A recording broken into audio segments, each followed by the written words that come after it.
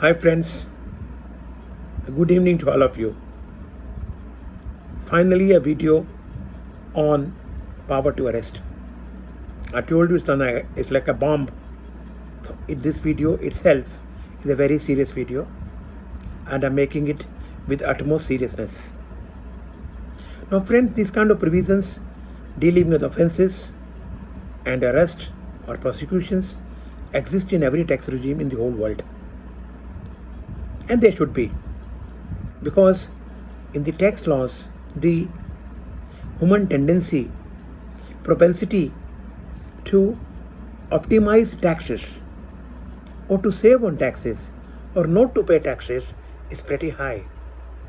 Especially the black sheep that operate in every country. In our country also, there are quite a few now. We know the cases where our own professionals have been arrested who were colluding with the people to save money and unjustly enrich themselves. Only last week we had a report from Rajasthan High Court where two professionals were caught running 20 fake firms with 100 crore tax evasion. We also have cases where a tax professional was in jail for 400 days and on compassion ground was granted bail. And there are a number of cases now.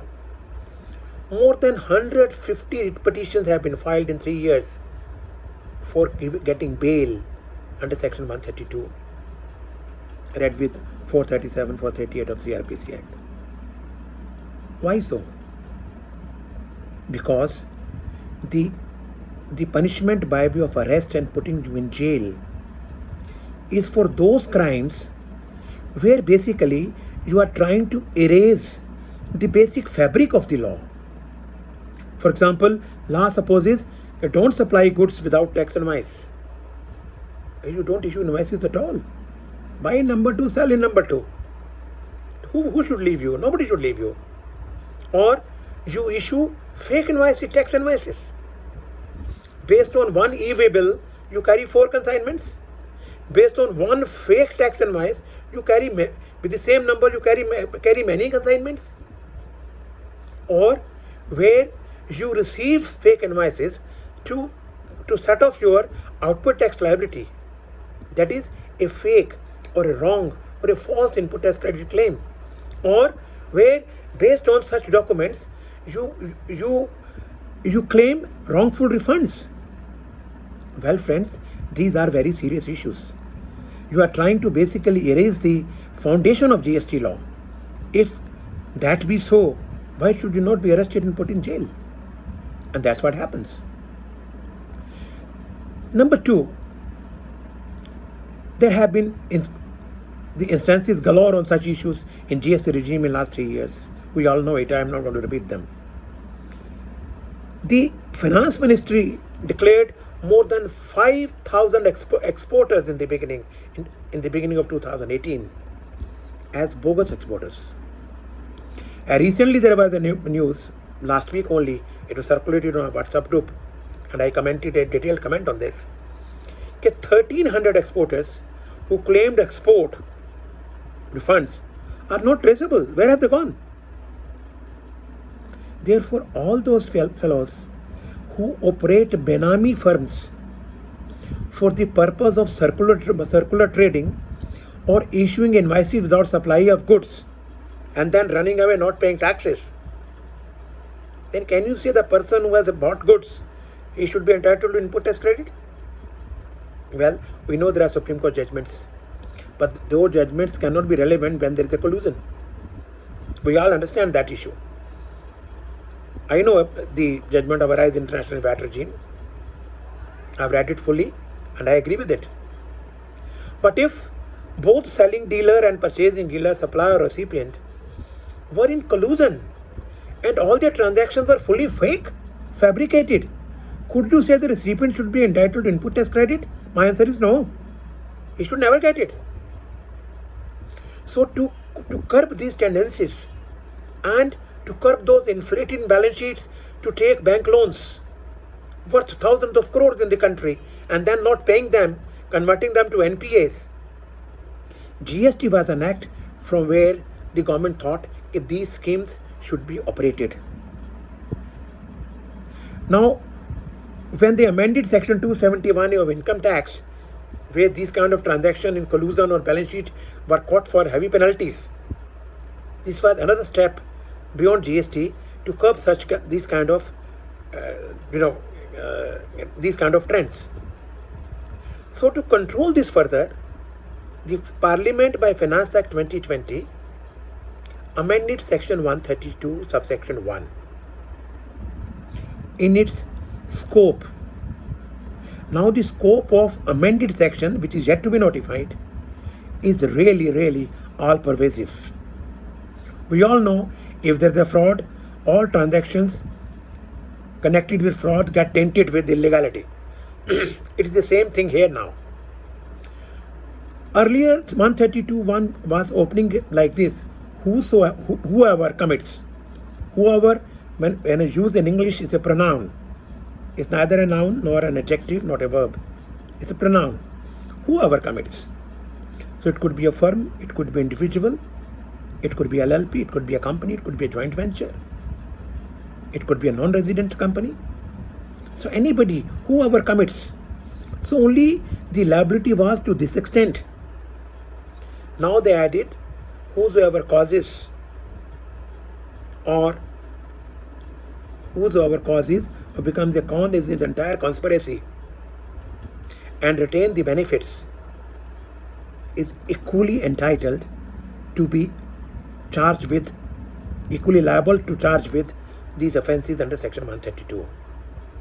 So if earlier only Mr. A was caught and we were dealing with 6 others, the 6 others, the department would have taken time to arrest them.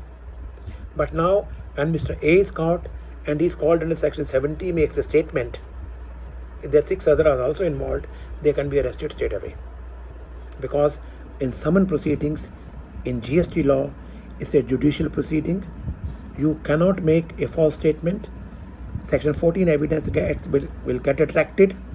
If you make a false statement, then by interplay of Section 135 of GST Act, what you are speaking is gospel truth. And your statement can be used against you without any further opportunity, which was there available in the earlier tax regimes. 135 draws a presumption, rebuttable of course, draws a presumption that whatever statement you make, it proves your mental state of mind, culpable mental state, your intention, your motive, your actus rea, your mens rea, everything. So therefore, friends, if a statement is made in Section 70 by the accused number 1, and if there were 6 other people who were collateral parties to his transactions who also retained benefits, they will be equally charged with Section 132. Section 132 deals with 2 kinds of offences. 132.4.5 sections say so. Certain offences are cognizable offences. Certain offences are non-cognizable. The GST Act neither defines offence and neither defines these cognizable or non-cognizable offences. These cognizable or non-cognizable offences are defined in Section 2 of CRPC. Section 2I defines cognizable. It says where a police officer can arrest you without any warrant if you have committed an offence which is cognizable. And the cognizable offences in GST are subclause A to D of Section 132.1. In subclause C, one more bailable offence has been added as non-bailable if you fraudulently claim input tax credit or refund without the tax invoice. And these cognizable offences mean if the total tax interest, total tax evasion is 5 crore plus, and for this imprisonment is up to 5 years, then these offences are cognizable offences. You don't need warrant. You don't have to go to jurisdictional magistrate to seek permission, his permission to arrest a person. Now, GST officers are not absolutely police officers, but for this purpose, they have been given power of police officer so they can arrest you. Non-cognizable are defined by Section 2L of CRPC, where police will need a permission of the jurisdictional magistrate to arrest a person who is supposed to have committed a non-cognizable offence, which are bailable. So once you arrest, the bail is default. Whereas in case of non-cognizable offences, if you are arrested, you have to go to Sessions or High Court. For section 437 or 438 or 6, you have to go and take the bail, which may or may not be given to you, or which may be given to very heavy conditions. So this is the story of cognizable, non-cognizable.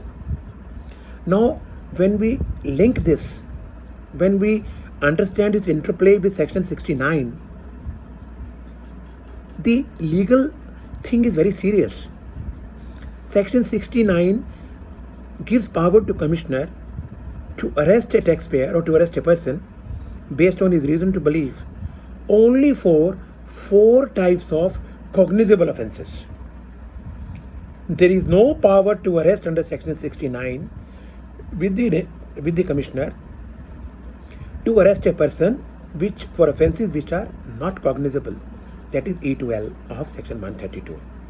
We have to keep this in mind, friends. Number 2. Now,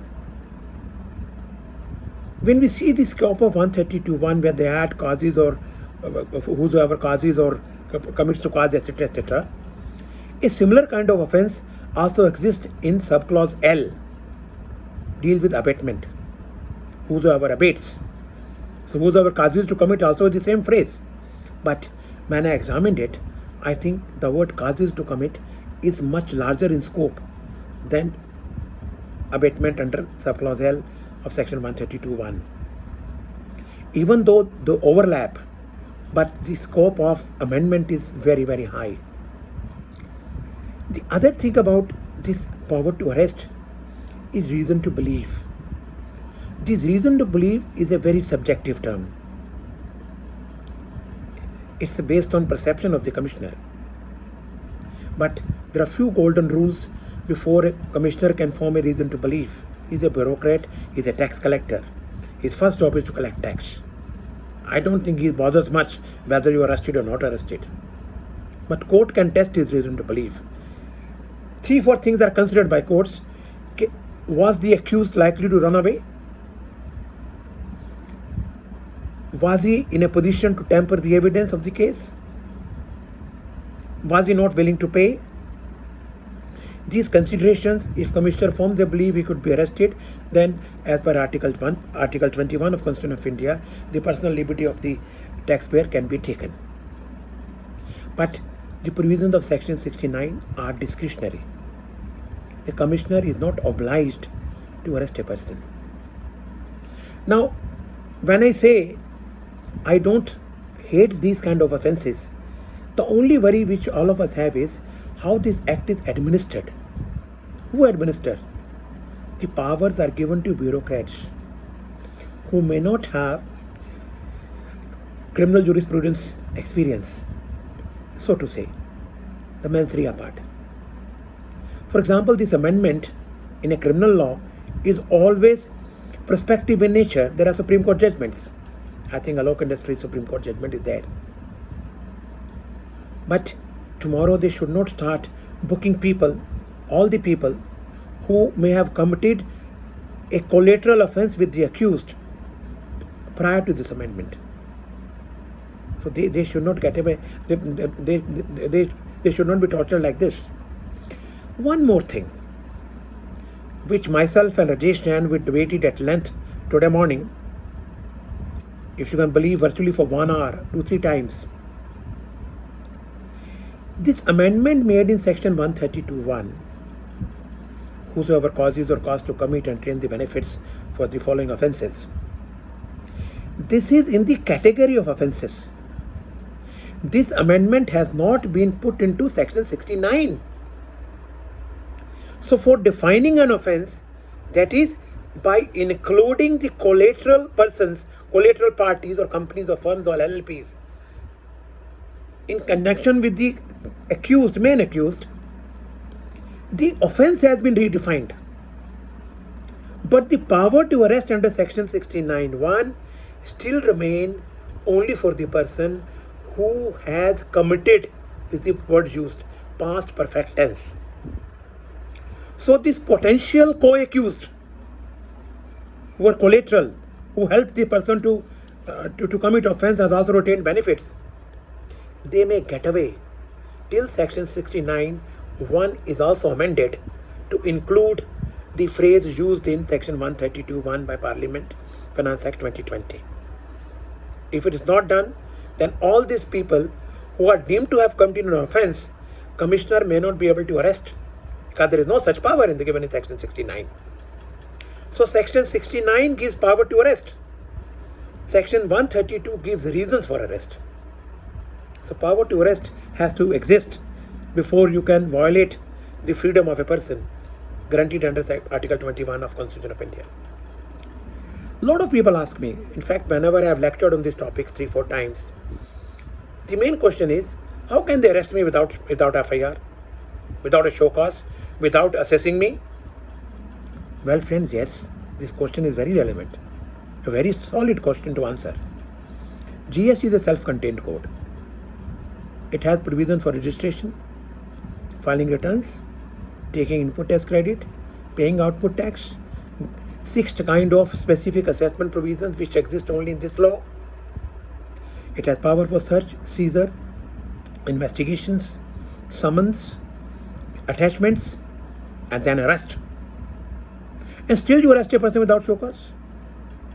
Yes, because the legislature intentionally did not put any requirement for FIR or show causing a person to arrest a person. This controversy started right from 2019 in Bombay High Court ruling. I think it is Prashant Kumar Mantri versus State of Maharashtra, where Bombay High Court followed the principles given in Make My Trip judgment of Delhi High Court. Okay, there is a complete machinery, therefore assess a person, determine his liability, and give him opportunity. If he still doesn't pay, arrest him. Madras High Court cases of Jayalakshmi Chandran also was on the same line. But P.V. Ramana Reddy versus Union of India, Telangana High Court, those two judges wrote a beautiful piece of law. They analyzed many judgments and the provisions of GST law, and they came to a conclusion. There is no requirement to arrest before a person arrested to blow an FIR. They are not dealing with Indian Penal Code. They are dealing with economic offences. And also there is no provision he should be show caused and his liability should be determined. They said no bail for these kind of things, and these things are not required. However, in that judgment only they observed that section 69 gives you power to arrest only for these 4 offences, not for others. Case went to Supreme Court. In between, there was a case in Bombay High Court of Sapna Trading Company, similar facts, where accused was given bail pending disposal of the writ petitions. State of Maharashtra and Union of India also went in SLP before Supreme Court. Supreme Court judges said, okay, look, Telangana High Court judgment, where we have admitted the SLP, should be kept in mind by all high courts before they grant bail. But they did not stay the operation of Telangana High Court judgment. SLP was admitted. In Sapna Trading case, they observed, in view of the differing opinions of various high courts, we are referring the matter to a larger bench of 3 judges. However, the bail granted to the petitioner in Sapna Trading Company was not interfered with. So when Telangana High Court judgment was commented upon in 3rd case and SLP admitted, right? But there is no final word on Telangana High Court.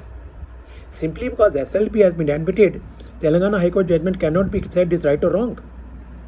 But even if it subsists today, though in my view, the judgment of Telangana High Court is in jeopardy till Supreme Court decides. But still, its jurisdiction is Telangana. It's not binding on other high courts. So these judgments said we'll have to wait for the Supreme Court. Whether without an FIR, without my assessment, without any show cause notice, can you arrest me? But so far law is on, people are being arrested, very few high courts are giving bails, very few. All are rejecting, quoting Supreme Court judgment. Now friends, now there is one more serious issue which I want to discuss in this video. Though it's getting longer, but I don't mind speaking, although I'm very tired reading this since morning. There is a phrase used, wrongful availment or utilization of input tax credit that leads to refund. So if the input tax credit was wrongful, the refund will also be consequentially wrongful. Now this phrase is used in two main provisions. Section 132, these four offenses, and section 73 and 74. What does this phrase hold for us lawyers and for our clients? This phrase is very imperative because in service tax regime, it was finally interpreted by Supreme Court of India in the case of Union of India versus Ind Swift. The dispute was levy of interest, where the assessee only had availed the SANMAT, not utilized it. Who had only availed input tax credit, not utilized. The state wanted to put an interest levy. The case went to Punjab Haryana High Court, from where Union appealed to Supreme Court. Now, the same argument is only a book entry. What have I done? If I say I'm entitled to 10 lakh rupees, I show my balance sheet as a receivable, etc., whatever the income tax finalization rules are. Not that they are relevant for GST. GST has not adopted them. But yes, the Institute of Chartered Accountants is to give some finalization rules. They have value. That's also under an Act of Parliament. Supreme Court said no. The word or cannot be read as and. He said the word or is put by a legislature with a particular purpose. It distinguishes between two liabilities.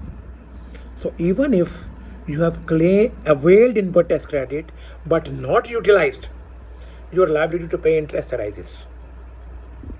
Even after this judgment, my friend, there were two High Court rulings. One was by Karnataka, one was by Andhra.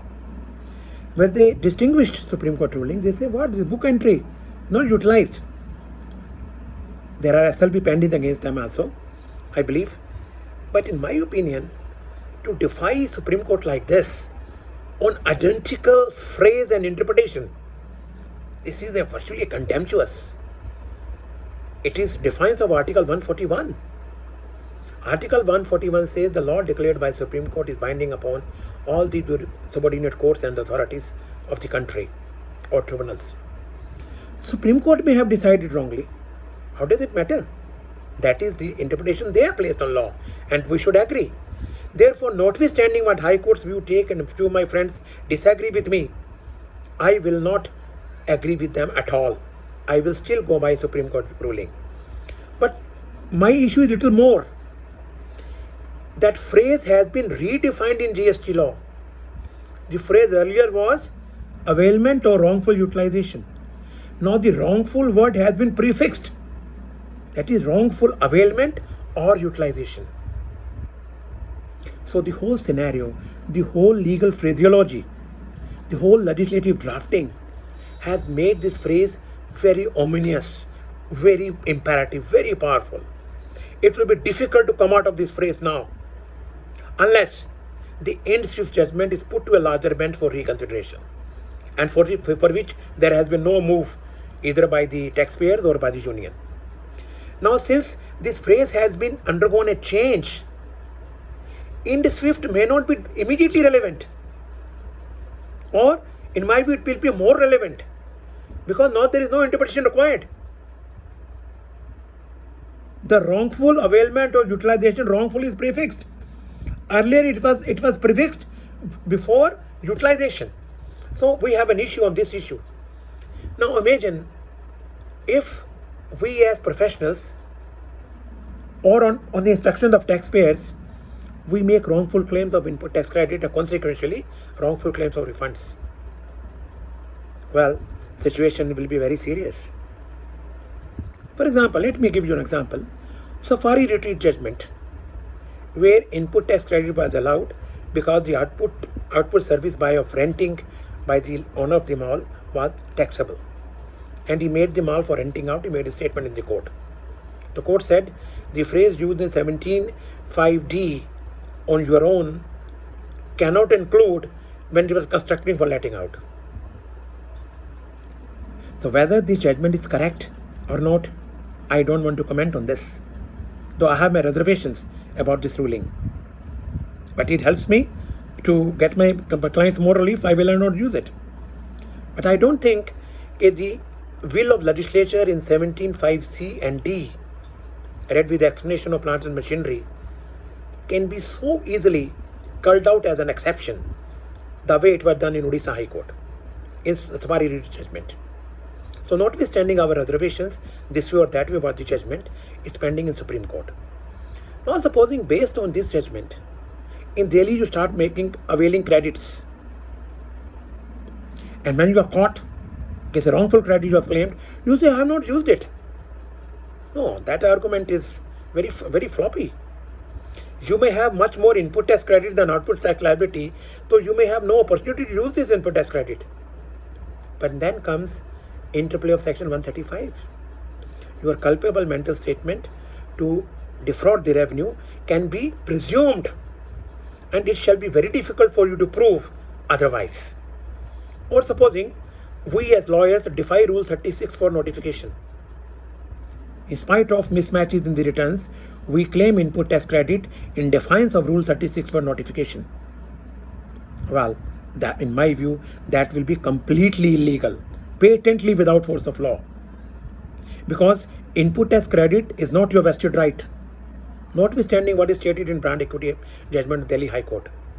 But 4 Supreme Court rulings have said it's a concession given. And in Osram case, they redefined it, what is this? And concession can be regulated. But notwithstanding this controversy of vested right or not vested right, there's a notification which is passed, which has become a part of the law. It's not a circular. It's a part of the law. Therefore, how can you say we don't agree? Or let us say there are mismatches, and you claim full because you have tax invoices, you have paid for it. Or let us say you have not made payment of your suppliers within 180 days. And you say, no, why should I reverse? It's my private contract. But your private contract has been subjected to jeopardy of 180 days. Rightly or wrongly. Till such provision exists, my dear friends, you have to follow. There is no way out. Absolutely no way out. And if you have not followed, and if you have allowed your clients to take advantage of these kind of intentional defaults, then section 132 can be invoked against your taxpayers. They can be in trouble. If they are not arrested, 73, 74 will follow. And if you don't pay, arrest will come. So friends, on this wrongful claim is not defined. A wrongful word I have examined, it does not require mens rea. It is not a criminal word. It is a civil word used in civil sense. Like last taught, you do a wrong to somebody. So if we as professionals are not stopping our client from making wrongful claims on input tax credit, or we are not questioning them for supplying goods without invoices, or we are not stopping them from transferring wrongful input tax credit by issuing fake invoices, or we are not advising them not to make wrongful refunds, then we should make them ready for this mess of section 132, 69, 73, 74, tax interest penalty. In such cases, I don't think even penalty will be subject to a debate. You will have to surrender even for penalty amounts. So this entire mess will exist once you are arrested, and you will feel threatened. Then section 83 will follow. Whatever proceeding they will institute on those 6 sections mentioned in section 67, they'll attach every property of yours, including your debtors. So this wrongful availment or utilization, as professionals, we should be careful. If you have to revisit the returns filed, including annual returns, and to cull out such claims. Friends, we must do this exercise. If our taxpayer still don't want us to reverse them, we should put them to a show cause, give them an email. Okay, look, this is what we are doing on your instructions. We are not responsible.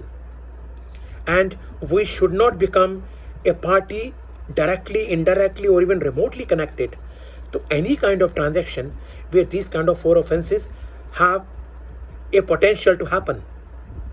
Because we are not immune from arrests as lawyers, as chartered accountants, as company secretaries.